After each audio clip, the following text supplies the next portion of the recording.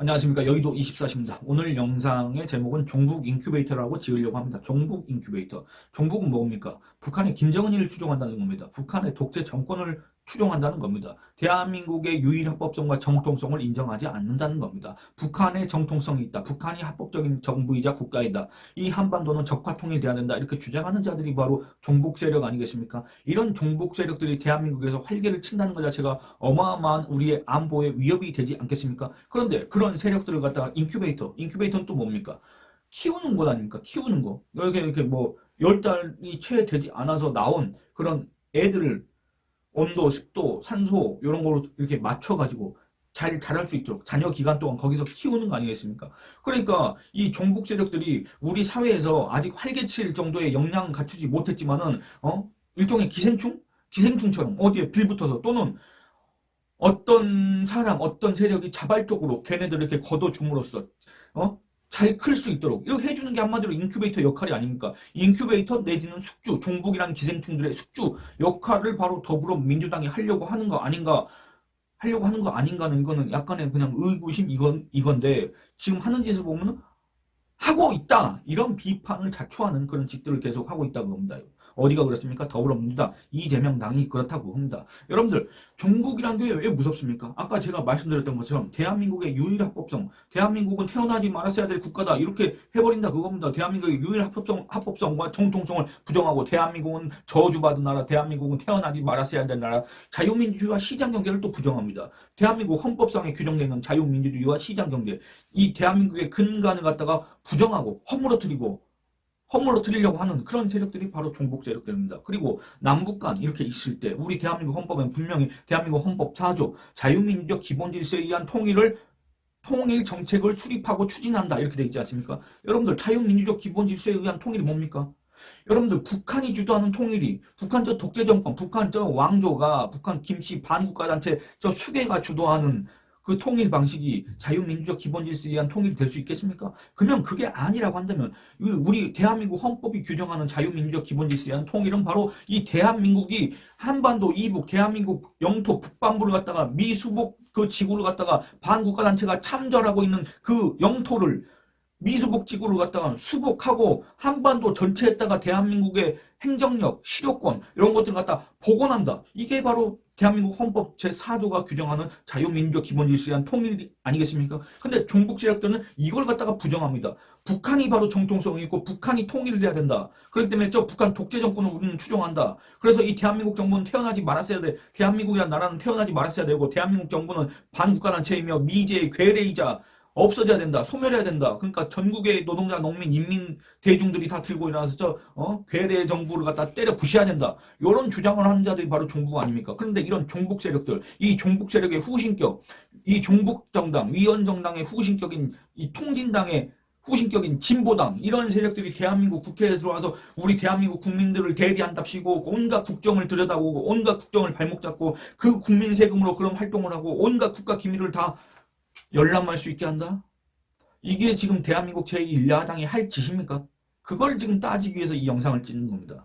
이미 한 차례 그런 일이 있었습니다. 작년 4월에 이스타항공 이상직 씨가 이제 그 사람이 전주 국회의원이었는데 감옥에 갔지 않습니까? 그래서 보궐선거를 치릅니다. 근데 더불어민주당이 그때 보궐선거 우리한테 책임이 있으니까 우리는 공천 안 한다. 그러니까 더불어민주당 쪽 사람이 이제 저기 탈당해가지고 출마를 하긴 했는데 무소속을 했는데 전주의회에서 결국에는 그 위원정당 종북정당 2014년도에 우리 헌법재판소가 저기는 종북정당이고 저기는 위원정당이다 그래서 강제로 해산시킨 그 통합진보당의 후신이라고 하는 그 진보당의 후보 강성희가 거기서 국회의원에 당선이 됐습니다. 그래서 국회에 들어왔습니다. 그래서 대한민국 국회의원 노릇을 하고 있습니다. 지금이 그게 이 대한민국의 현실입니다. 근데 이제 그 한 명도 모자라서 더불어민주당이 이재명당이 종북 세력의 후신 정당을 자처하는 진보당과 그 다음에 정체불명의 대체 왜 있는지 모르겠는데 어쨌든 과거 기본소득당 지금은 새진보연합 그리고 시민사회단체들이 있습니다. 자칭입니다. 자칭.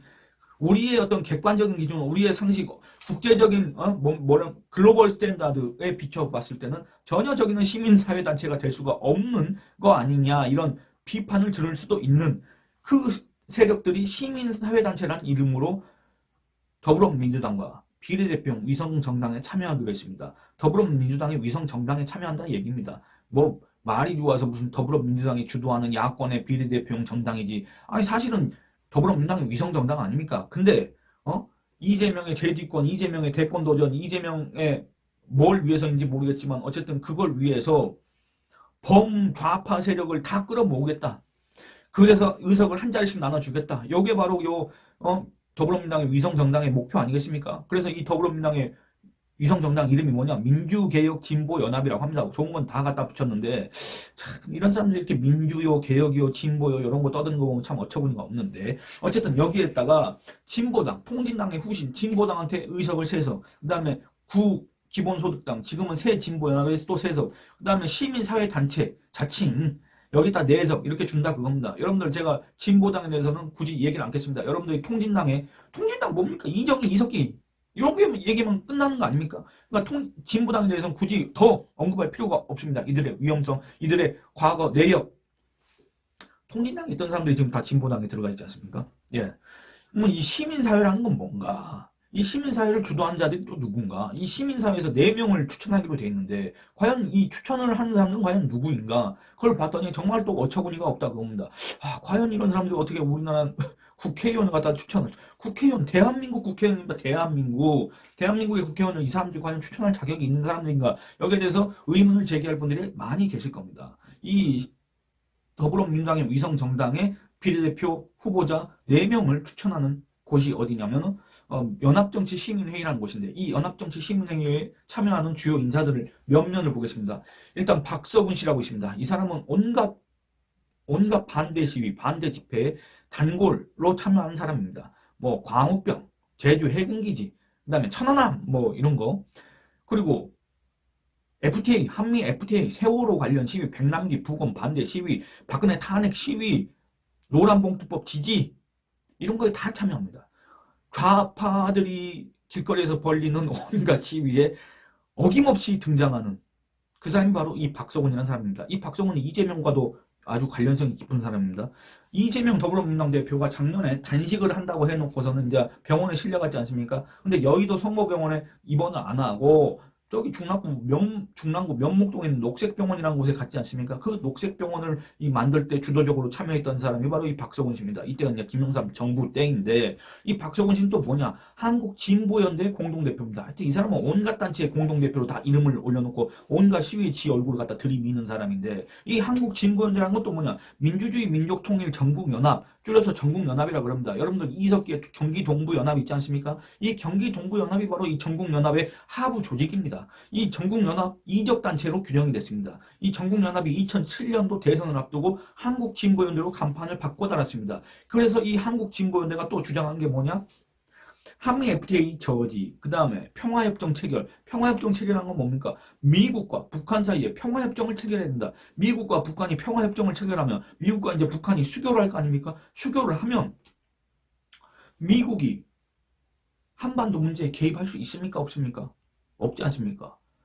그러면 북한이 우리를 쳐들어왔을 때 미국이 우리한테 파병을 할 수가 있습니까? 아니면 주한미군 계속 주둔할 수 있는 명분이 있습니까? 그걸 노리고 지금 평화협정 체결을 하자고 주장하는 사람들이 있는데 이 한국 진보인들도 똑같은 소리를 했다 그겁니다. 그 다음에 주한미군 철수. 주한미군은 왜 가만히 있는 주한미군 철수시키라 그럽니까? 그것도 다 의도가 있는 거 아닙니까? 그 다음에 국가보안법 폐지. 아니 그러니까 가만히 있는 또 국가보안법 왜 폐지하라 그러니까 간첩들, 공산당들, 조선노동당 추종 세력들, 그러니까 한마디로 종북 세력들이, 이적 세력들이 이 나라에서 판을 쳐도 활개를 쳐도 그걸 잡아가지 못하도록 하려고 국가보안법 폐지를 외치는 거 아닙니까? 이런 거를 외치는 단체가 바로 한국진보연대다 그겁니다. 그리고 이 박서곤 씨는 현재 또 이태원 사고 무슨 진상규명 요구한 단체에 또 이제 숟가락을 얹고 있다 그럽니다. 한마디로 이제 전문 시위꾼, 프로 시위꾼, 직업 시위꾼 이런 조롱을 듣는 사람입니다. 사실은 일각에서. 그다음에 조우성이라는 사람이 또 참여하고 있습니다. 이 사람은 범민련 사람인데 범민련도 이적 단체입니다.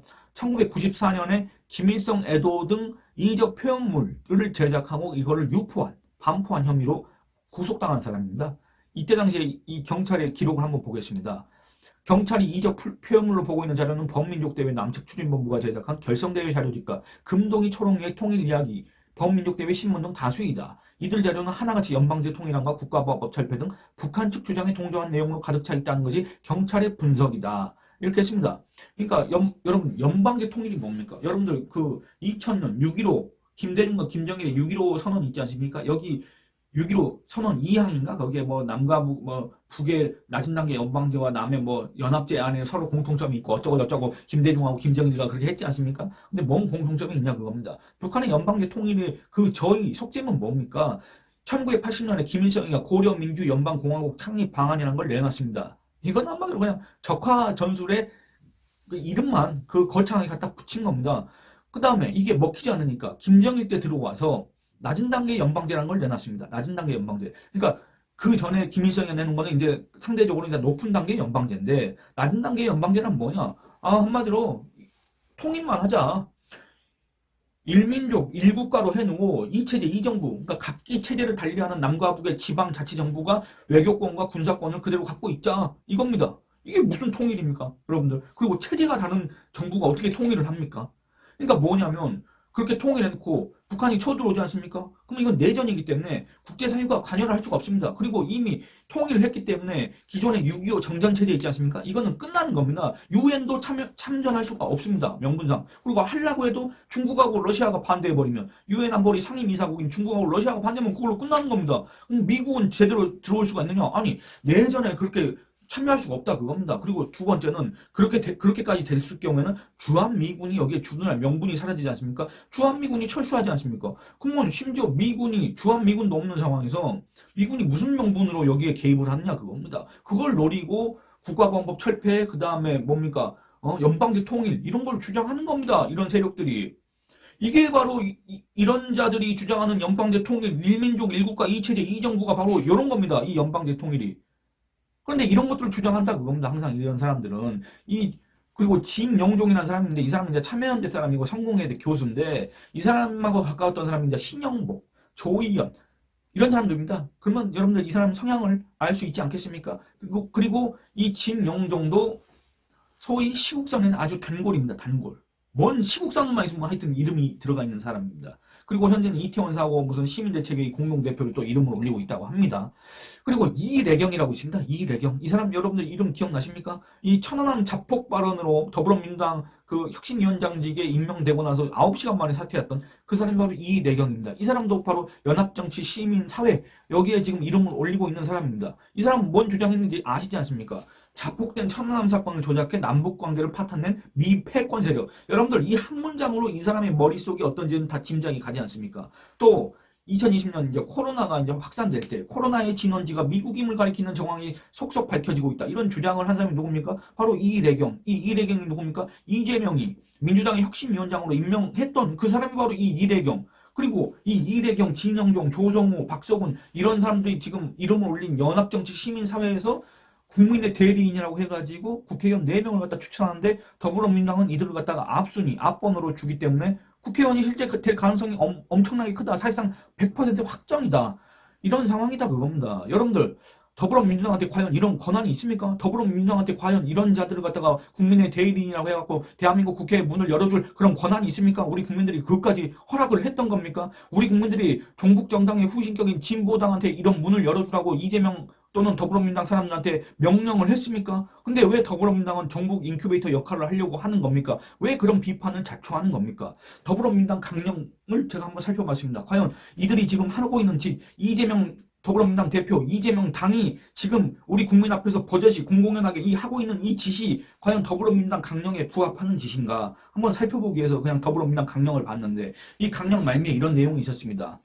우리는 국민의 삶을 책임지는 유능한 민생정당으로 거듭날 것을 다짐한다. 진정한 성찰과 쇄신, 겸손한 태도로 국민의 신뢰를 회복할 것이다. 우리는 국민 개개인의 삶이 행복하고 생명 공동체가 번영하며 세계 평화를 선도하는 새로운 대한민국을 만들어 나갈 것이라고 했는데 과연 지금 이재명 당이 하는 짓이 이재명 대표가 하는 짓이 과연 정말 유능한 민생 정당의 면모를 보여주는 짓인가? 아니면 진정한 성찰과 쇄신 끝에 나온 짓인가? 아니면 겸손한 태도로 국민의 신뢰를 회복하기 위해서 내놓는 그런 결정인가? 이런 것들을 갖다가 여러분들 한번 생각해 보시기 바랍니다. 과연 이 더불어민주당은 그런 말을 할 자격이 있는가? 아무리 권력이 좋고 아무리 집권 기반을 다진다고 하더라도 아무리 그렇다고 하더라도 넘지 말아야 할 선이 있는데 종북정당의 후신한테 대한민국 국회의 문을 더 활짝 열어준다?